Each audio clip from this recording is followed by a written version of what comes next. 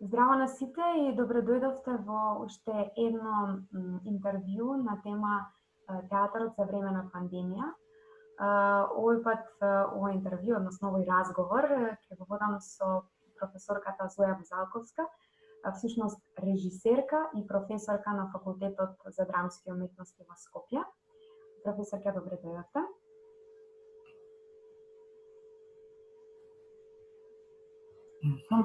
Добре дојдовте во интернет просторот. Тоа е многу интересно кога велам добре дојдовте, каде? Ви благодарам што ја прифативте поканата и што се согласивте да ги споделите своите размисли со нас на оваа тема.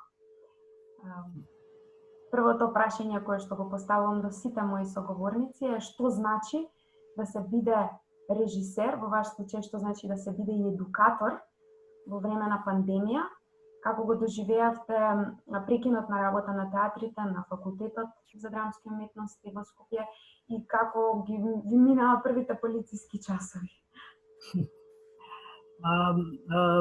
Доста е комплексно со оглед на тоа дека сериозно ме тангира, може би и секого, меѓутоа на две места кои што еве се закочени и се уште не функционираат, да речеме, и театрите и образованието во многу не функционира се уште. Во театар се разбира само што требаше да започнам представа, на 17 март требаше да имам прва проба, само што се вратив од Москва, така што веќе беа сите разговори во тек и слично, одеј чекавме да почнеме, меѓутоа ете се случи тоа што се случи и сега тоа се разбира неизвестност. За еден човек што се занимава со театар е јасно што значи нешто да се одржува во себе си или да се развива во себе си, а потоа можеби да не може да се реализира известно време. Едноставно може да пред време, како се вели, да созрее во некого и потоа да умре пред да нели да стаса до сцената, така што цело време се занимавам со тоа како да ги балансирам тие работи. Од една страна да го одржувам, развивам тој материјал, од друга страна да не се надевам дека пребрзо ќе дојде па реализација, да речеме. Тоа е таму, во образование, што значи биде професор за време на пандемија, навистина една сложена задача, голема обврска, едно повремено чувство на немоќ, повремено самоубедување дека нешто може да биде подобро, прилагодување, па потоа чувство дека е прилагодување заради прилагодување, па да се истрае, да се биде трпелив, да се одлагаат работите, да се замени тезата без да се оштетат студентите, зашто тоа е најважно.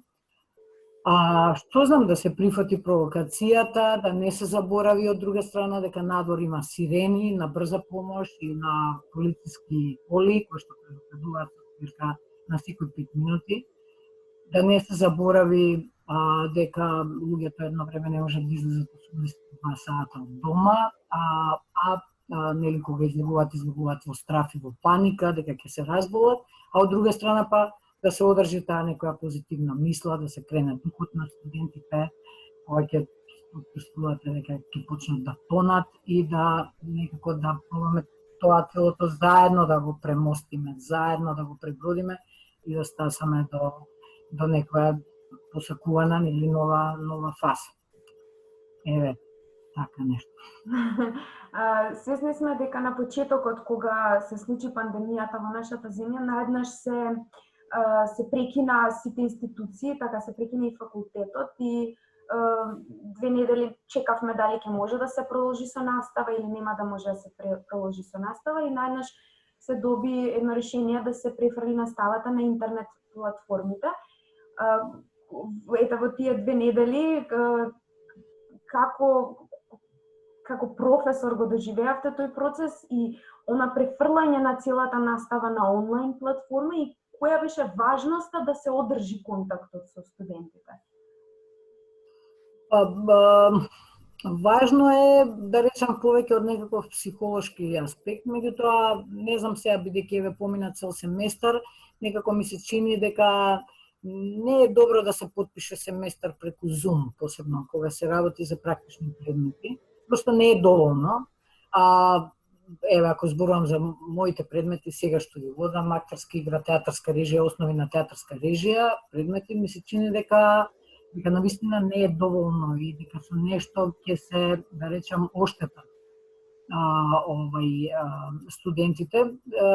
Нели, од една страна се разбира дека сакате да направите некаков континуитет, дека се разбира дека мислите дека ако е тоа единствен начин, тогаш во ред ќе го тераме така, меѓутоа од друга страна чувството дека во практичниот предмет контактот, се разбира партнерскиот однос, зборот во живо,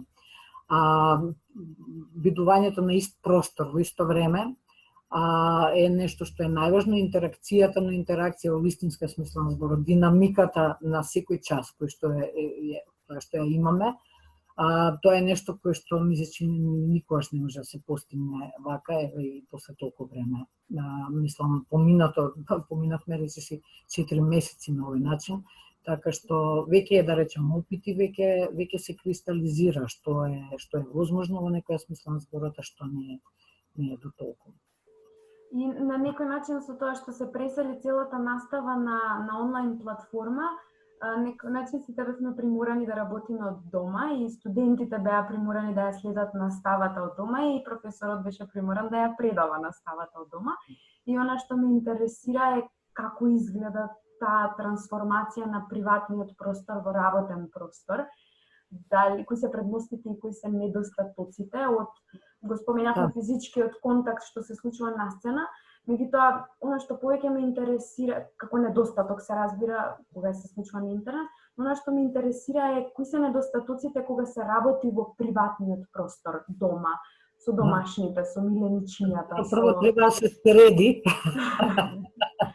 Бидејќи, нели, на уметникот домот му е многу не сме дома за да ги перцепираме нештото околу нас, па прво една комплетна реорганизација се разбира, каде што секој ќе заземе еден нов простор и секој ќе може да функционира, така што еве моја предавална денес не е за овој разговор, меѓутоа обично моја предавална е мојата спална соба, каде што ми е работното биро, така што е едно чувство на што знам, има и нешто убаво во тоа. Мене морам да кажам, малку ми се допаѓа кога ќе ги гледам овие, например, кога гледам Ентони Хопкинс од време на време во неговиот некаков си дом, има нешто топло во тоа, има едно ново споделување сега, колку и да е ладно, нели тоа, интернет просторот, виртуелниот простор, сепак има нешто топло во тоа дека луѓето сега на еден поинаков начин споделија нешто. Така и ние некако си ги научивме, како се вели, ѕидовите и, не знам, книгите и полиците и така натаму по дома, и тоа е, да речам, еден мал убав аспект. Меѓутоа, овој другиот дел е дел кој што е доста проблематичен, затоа што и студентите работат од дома, не секој има исти шанси, не секој има исти можности, не секој има иста техника. Некои мора да седнат каде што е најдобриот интернет, каде што е огромна гужва од луѓе, мислам, семејство, нели, кое што функционира заедно. Некои немаат добар интернет, некои мораат преку телефон бидејќи брат, сестра користи лаптоп и слично и слично. Некои не можат да обезбедат тишина, зашто мораат да излезат на балкон или на тераса каде што можат единствено да се разберат. Некои немаат физички простор во собата, а сакаат нешто евентуално да покажат и така натаму. И тогаш чувството е дека просто не е фер, кога не се сите во иста стартна позиција. Друго е да речеме дека се ќе правиме нешто кое што е поврзано со компјутери, па ќе обезбедиме како, не знам, факултет, па таму ќе направиме нешто заеднички и така натаму. Тоа ше некако иста стартна позиција, вака на вистина беше малку секој се снаоѓа, нели, како што знае и уме, притоа со огромна волја на студентите, морам да признам, мислам да се приклучат, па не знам, одеднаш ќе се замрзне сликата, па некој го нема, па 20 минути, па сега ние мора да продолжиме, па после него му е криво, па препрашува и така натаму. Значи, навистина разни сложности каде што се гледа дека тоа не може да биде адекватна, до крај адекватна се разбира замена. Сега јас гледав да го терам тој цел, да речам, процес непретенциозно, значи да не ги преминам саатницата која што би била логична, зашто и седење после целата динамика на нашите часови во живо, нели седење по столче, гледање во компјутер, малку и подгрбавено, како и сега, нели, сето тоа, нели, та зум замор, која што веќе постои како термин, каде што концентрацијата и фокусот е сосема различен, значи повеќе делот на, да речеме, дискутирање за некои практики, литература која што секако се имало план да се разработи, такви некои работи, нешто што се гледало претходно, документарни филми, па да ги дискутираме на таков некаков начин да се, да речам, олесни малку таа цела комуникација, сепак да се држи некаков континуитет студентите. Се разбира како тоа така многу повеќе од што да немаат ништо. Мислам, дури јас ги прашував дали поретко повеќе, или голема сатница или почесто во помала, ти избра почесто, значи има потреба од некаков континуитет на комуникација, да не се почувствуваат сосема изгубени, нели, во тој некаков меѓувреме и меѓупростор, кој што од ненадеж се најдоа и тие и се најдовме сите. И веќе го начнавте следното мое прашање со тоа дали претрпе наставата некоја трансформација или беше едноставно лесно да се префрли она што се планира да се работи на сцена, можеше лесно да се трансформира, да се прилагоди на интернет платформата. Со на некој начин ми одговоривте дека беше потребна реорганизација на наставната програма. Дали на тоа дека се префрли во теоретски повеќе предавања отколку?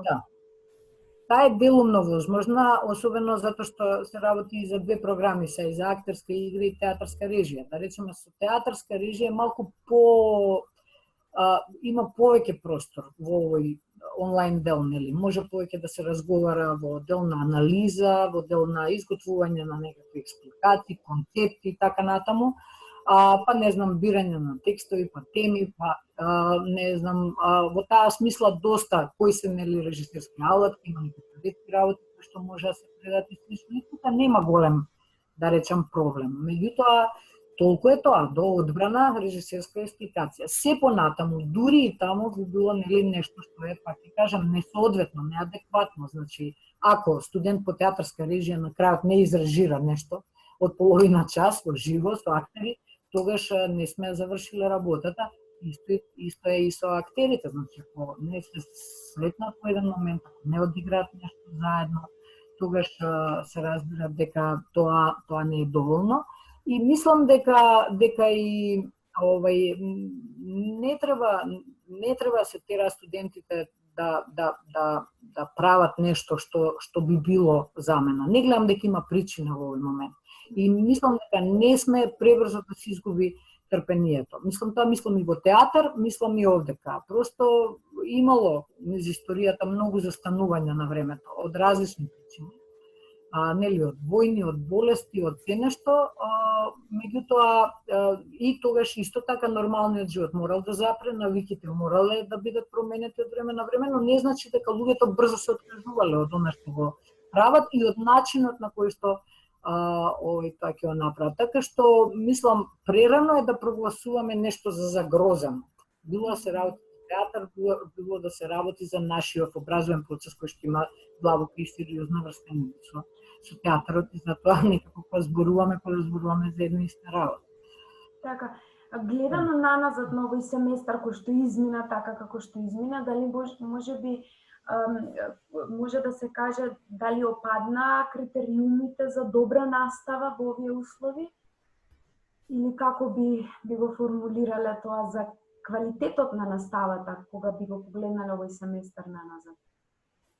Па, мислам, прашањето со критериумите не може да се зборува општо, нели? Секој еден професор има свој приод и соодветно бара, нели, како сега би се снашол, односно како сега би, што поквалитетно би ја одржал наставата. Сега јас можам да зборувам, да речеме, од мое име и пак ќе кажам дека јас се обидов да го дадам само она кое што мислам дека може на овој начин да им се даде, да им се предаде на студентите.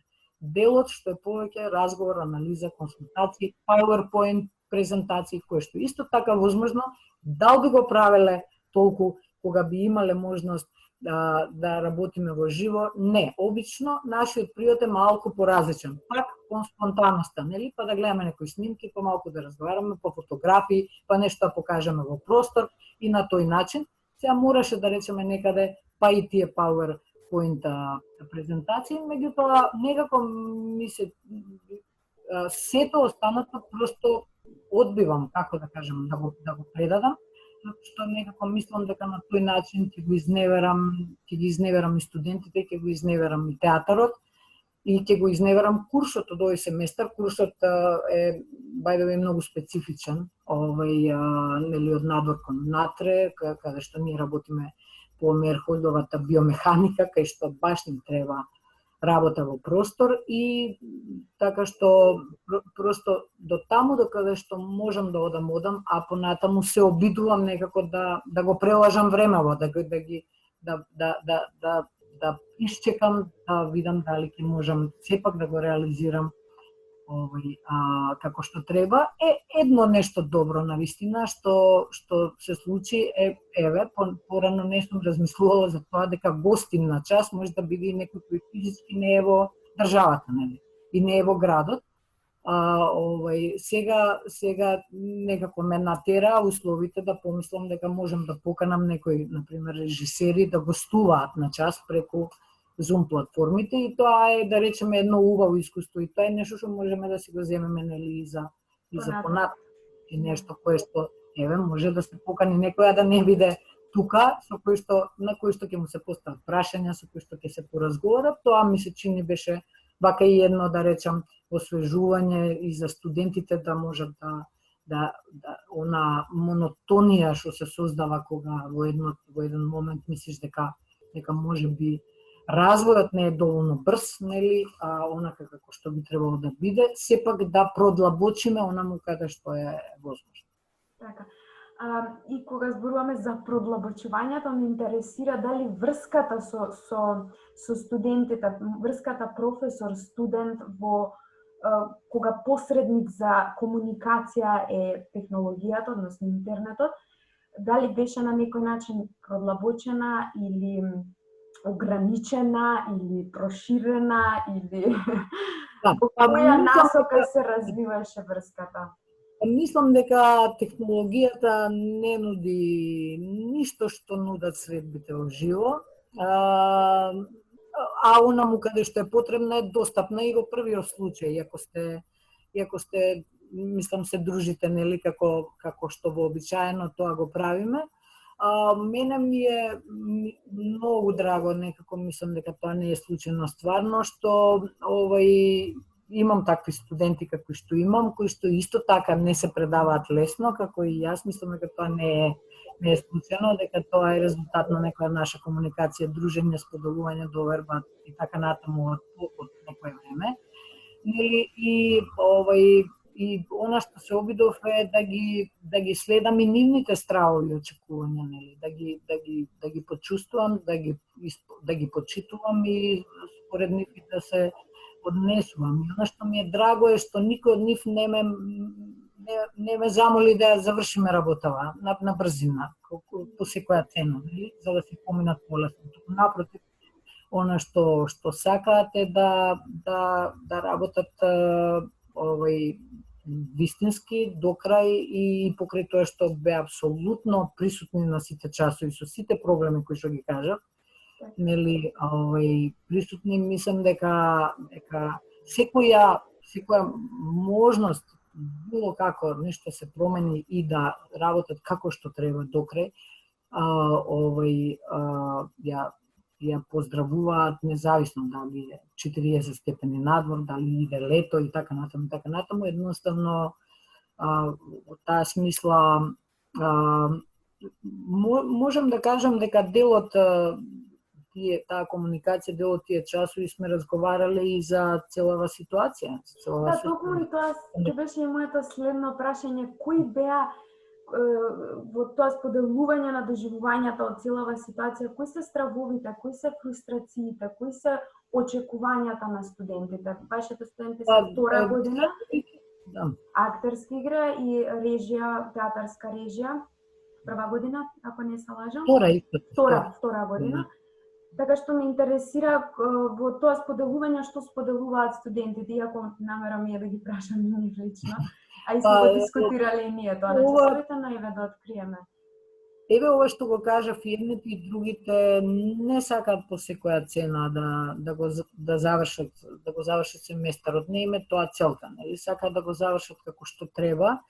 И во таа смисла тоа е одлично, да речам, значи и со едните и со другите до некаде сме стаселе, но во тој дел на вистина им е важно ми и мене се разбира, тоа не може да биде поинаку, нели да го сработат материјалот онака како што е замислено. И мислам дека она што и на крајот и мора да се случи е, нели, кога ќе ги добијат тие дипломи на крајот на своето 4-годишно студирање, во нив, таму во тие оценки во сета е содржано апсолутно се што било предвидено да добија. Значи, не сакаме, нели, на крајот да создадеме кадри каде што ќе фалат алатки, важни алатки за да се занимаваат со професијата која што ја одбрале. И она што сум им го ветила е токму тоа, дека ниту една алатка нема да им биде ускратена, а ние ќе го најдеме начинот и патот како тоа да го направиме што се били по секоја цена, зависно од тоа нели како ќе се развиваат нештата, но има се разбира опции, модалитети како тоа може да се направи за да сепак студентите го добијат она што го посекуваат и она што е предвидено нели со самата настава. Така.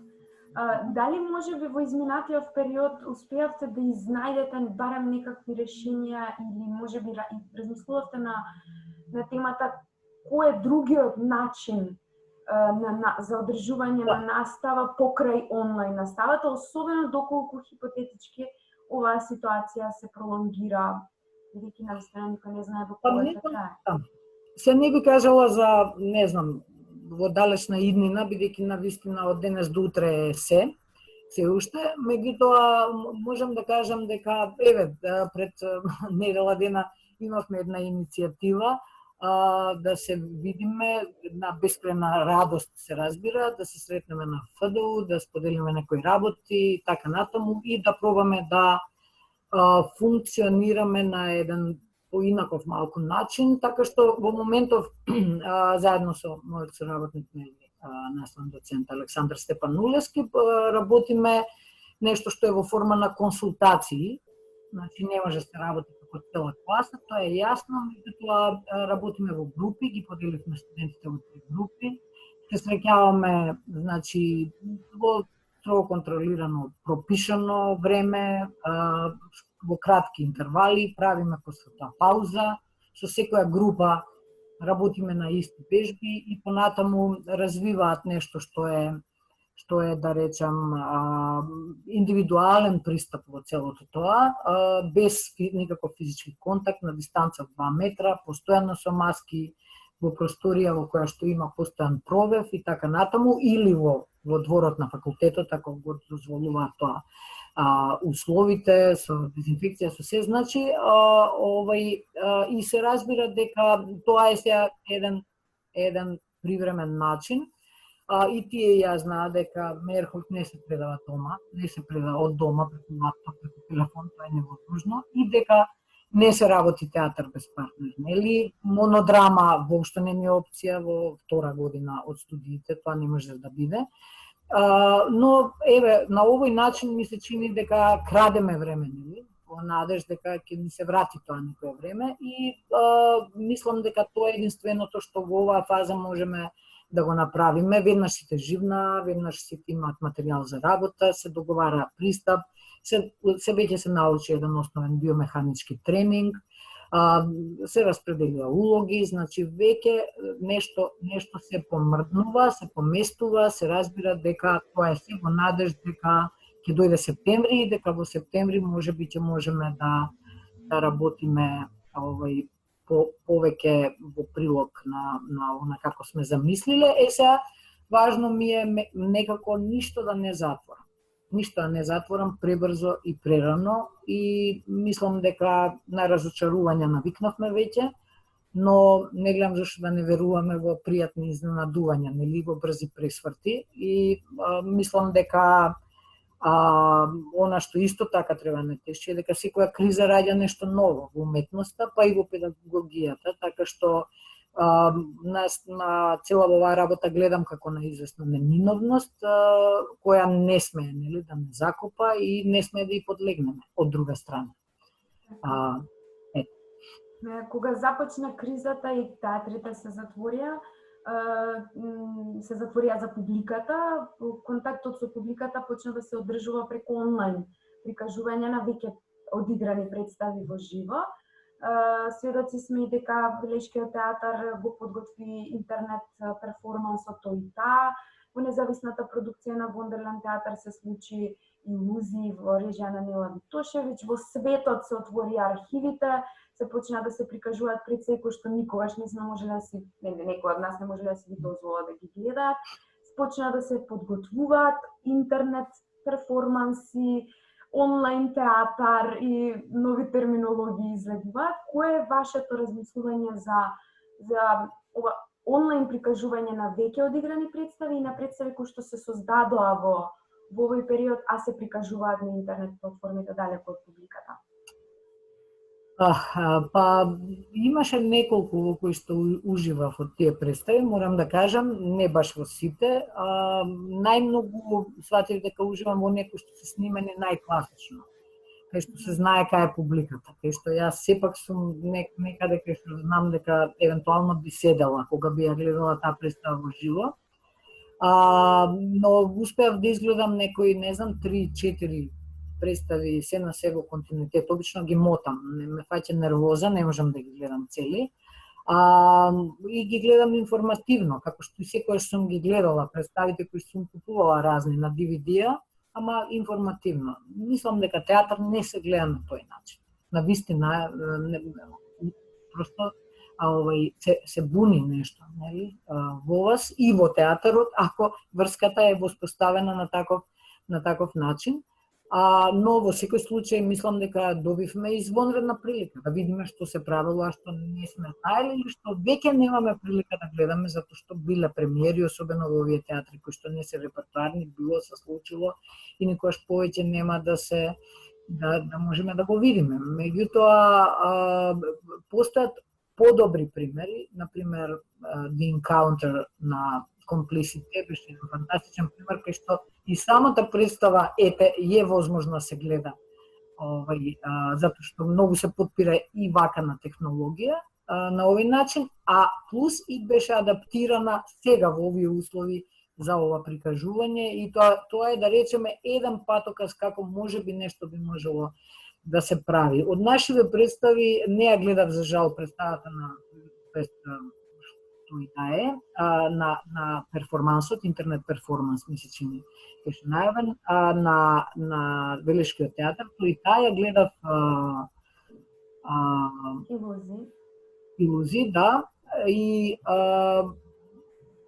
одговорот е сличен, мислам, тоа се одлични обиди, нели, да се твори во време на пандемија, но по мене не се театарски представи, и тоа мора да се каже. Не мислам дека театарското творење воопшто не е возможно, тоа ни оддалеку не мислам, мислам дека и тоа како е, и дај Боже да не треба да видиме како тоа ќе изгледа, а можеби ќе мора, нели, со тек на време да бараме патишта како да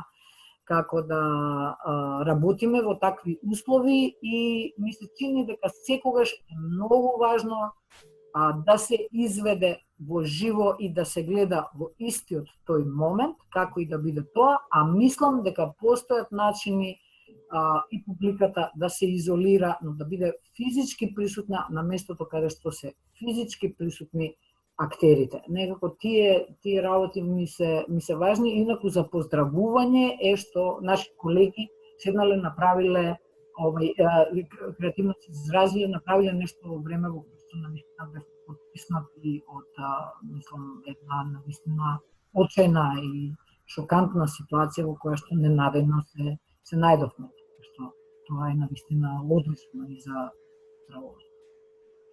Ме интересира кои личности вас во развојот како режисер па и професор ве инспирирале и ве мотивирале и како тие би се однесувале во овие услови кога би биле во 21 век со сите овие технички можности и со сите овие пречки на 21 век истовремено? Па некои театарски форми, како што кажав и пред тоа, нели се родени од условите во кои што се нашле нивните творци. Не знам, за Гротовски да речеме, можеме да споменеме. Се разбира дека тоа може да се случи и сега и нели кои се тие алтернативни нели патишта на творење, кои се тие творци кои што влијаеле на мене навистина се многу и се тотално обидувајќи се сега да си замислам како би се однесувале тие во овој момент, па некои се живи и здрави се уште, па и гледам како се однесува, да речеме како се однесува Питер Брук, како се однесува Слободан Унковски, како се однесува Боб Досон и така натаму. Ајде еден Мерхолд, мене многу да предпоставам, за некои други можам да предпоставам, меѓутоа мислам дека еден голем дел од нив, кои што не ги споменав, во ваква ситуација би дошло до таму да прават театарски комуни, да прават лаборатории повторно. Дека не се прават и сега, меѓутоа се со конкретна цел. Да направат колективен карантин, тоа не е невозможно. Да не излезат никаде со месеци, да создадат, да прават представи. А потоа како тие представи ќе дојдат, дали ова што реков преку лайв стриминг или ќе дојдат преку тоа што физички ќе се изолира публиката еден од друг и од нив, тоа е веќе полесното по мене прашање. Меѓутоа ми се чини дека тоа е начин да се работи, особено онаму каде што не се, да речам, репертоарните театри, каде што има трупи. Тоа е нешто кое што е пат. Ако навистина се сака, во секакви можни услови може да се прави театар. Така. Со овој на некој начин го заокружуваме овој разговор, но секогаш на крајот оставам простор соговорникот да каже, да се доискаже доколку моите прашања не ги опфаќаат сите размисли. Добро, не бе малку. Да. Меѓутоа и исто додавам тука доколку чувствувате потреба можеби да се испрати една порака до постпандемскиот театарски режисер или постпандемскиот професор. Но сепак тоа го оставам на вас како избор. Да. Па само во оваа смисла доста пати слушнав дека го губиме театарот, умира театарот. Ние немаме такво право, мислам, немаме лиценца да го прогласиме театарот за мртов, затоа што театарот навистина опстоел. Мислам, опстоел низ векови, низ болести, низ војни, низ какви се не обштествени промени и добро ќе му биде на театарот. Нам не ни е добро сега во овој момент, затоа што ние не можеме во овој момент да правиме театар.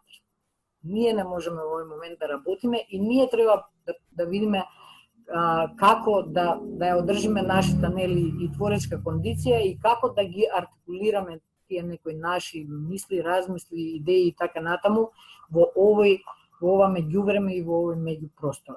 Театарот мислам дека треба да го оставиме намира и ништо не треба да му менуваме во суштина. по суштина, а се разбира дека тоа да се истражува во театарот, тоа постои без пандемијата и не, и постојано се бара нешто ново, нешто различно и слично, и сигурна сум дека ова време ќе ни даде и добар импулс за понатаму, ама мислам и дека она што се вредности на театарот како жива уметност, уште појасни ќе ни станат со ова и уште по-жестоко ќе ги браниме во иднина. Ви благодарам многу, професорке, што се согласивте да бидете дел од овој серијал на разговори и што ги споделивте своите размислувања на оваа тема. Се надевам дека во иднина ќе се навратиме и дека во овој период ќе не мотивираат да действуваме и да се соочуваме полесно со оваа ситуација. Благодарам уште еднаш.